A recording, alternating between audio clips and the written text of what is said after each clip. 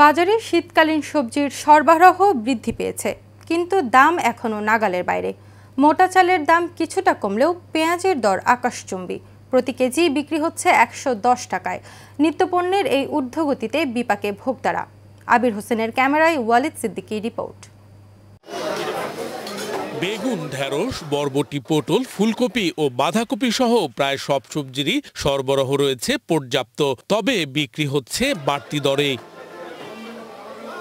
কাঁচামরিচ, টমেটো, বেগুনের দর ১০০ টাকার উপরে, আর পেঁয়াজ এক লাফে ৩০ টাকা বেড়ে ১১০ টাকায় বিক্রি হচ্ছে। টমেটো হলে ইন্ডিয়ানা ১৬০ টাকা বিক্রি করি, সিম হলে ১২০ টাকা, তারপর মূলা ৬০ টাকা। এগুলো শীতের সবজি। পাতাকপি ৬০, ফুলকপি ৬০, এটা বড়গুলো আনলে ৭০ বেচা লাগে। এদেরও ওই যে এতটুকু কি জানি দিলে তুমি একটা ফুলকপি এতটুকু সবচেয়ে ছোটটা ও ৫০ টাকা রাখলো। অনেক কম থাকার কথা, এটা ২৫ টাকা, বড় ৩০ টাকা হলে হতো আর কি। তো সব কিছুর দামই খুব বেশি মনে হয়। পেঁয়াজ আমরা আজকে বেচতেছি ১১০ টাকা, ১০৮ টাকা। আমদানির পরও চালের দামে কোনো প্রভাব ফেলতে পারেনি, তবে মোটা চালের মৌসুম আসায় বাজারে চালের দাম কেজি প্রতি ৫ টাকা কমেছে।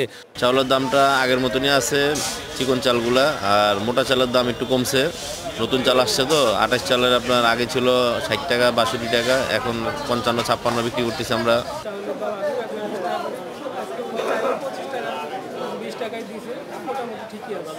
মাছের বাজার কিছুটা স্থিতিশীল, কিন্তু তা মধ্যবিত্তদের নাগালের বাহিরে। রুই, কাতল, পাবদা প্রতি কেজি বিক্রি হচ্ছে ৪০০ থেকে ৪৫০ টাকায়। শরীয়তপুরের এই মাছ আগে বেচতাম ৫৫০-৬০০, এখন বর্তমানে বেচি ৪৬০-৮০। আবার আপনার এই যে রাজশাহীর মাছটা আছে, এটা আবার ৪০০-৩৮০ টাকা বিক্রি হইতেছে। মুরগির দাম কেজিতে ১০ টাকা বেড়েছে। ব্রয়লার প্রতি কেজি ১৮০ টাকা, আর লেয়ার বিক্রি হচ্ছে ৩২০ টাকায়। ব্রয়লার ১৮০ থেকে ১৭৫ টাকা বিক্রি করতেছে আজকে, সীমিতই আছে। মোটামুটি একটু স্বস্তির ভিতরে আছে এখন বাজারটা। হয়তো ৭০ ছিল, এখন একটু ৮০ হয়েছে, এরকমই।